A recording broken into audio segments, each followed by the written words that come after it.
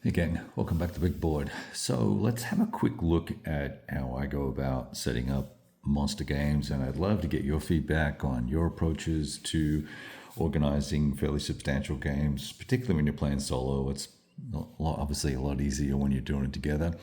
But my approach lately has been to first of all, particularly with OCS, I like to get all the HQs laid out. I like to note where all the VP locations are.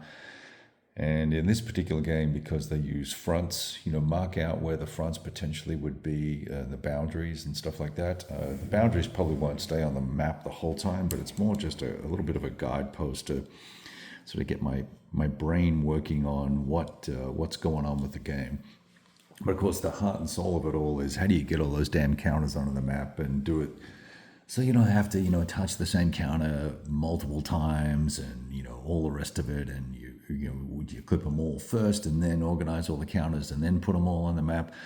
Here's how I like to do it. I typically, and this is typically, will grab something like this. So this is the scenario we're playing here. And I like to go just sequentially through the setup routine. In this particular case, I obviously did the Germans first, but we'll just look at the Soviets, for example.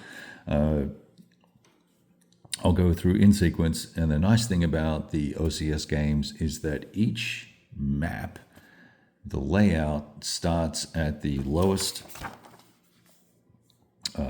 numbers. Well, here, I guess this is probably not a good example, but let me see.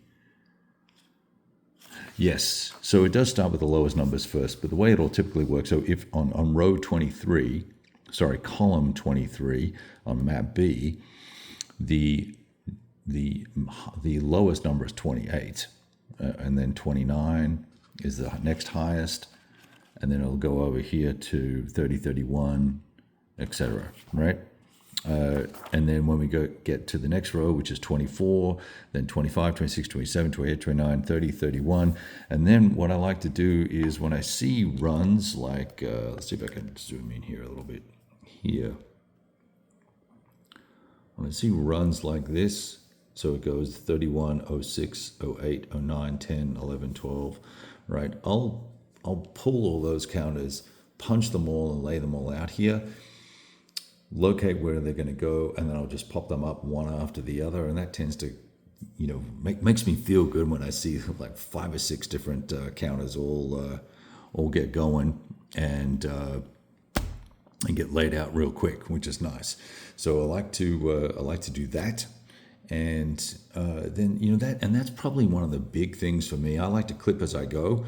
It gives me a chance to kind of look at the counters, look at the formations, see what's going on.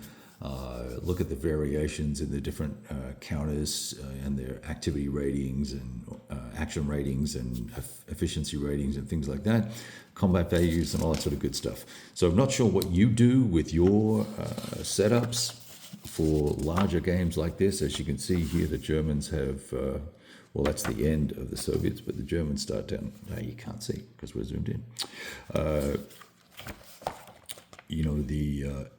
The Germans, 1, 2, 3, 4 and a bit pages of information. And the other thing that I also do is note, so I put headquarters out, and then I will put all the hedgehogs, if there's a lot of hedgehogs, like this one has a bunch, all right? Put all the hedgehogs out, so it just gives me a feel for where the lines might end up and all that sort of good stuff. Anyway, that's probably the key thing I do at the moment.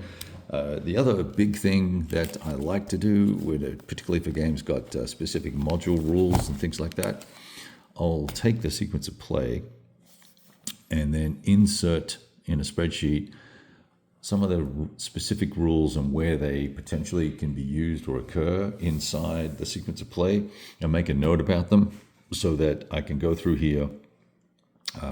Here we're starting at turn 26, but you can see, I filled in here that Soviets have the initiative to start with, and that they have picked up 13 supply, And then I've got all the other little who can do hip shoots, how many armies, minimum number of armies need to be on fronts, and what's the minimum or maximum time for fronts and how they all work.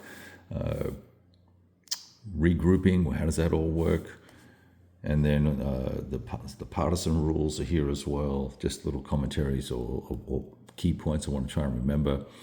And things like no T to defend and stuff like that. So anyway, that's kind of my quick take on how I go about setting up a monster game. Love to hear what you guys do, and share your thoughts and comments down below. Look forward to hearing from you. Cheers.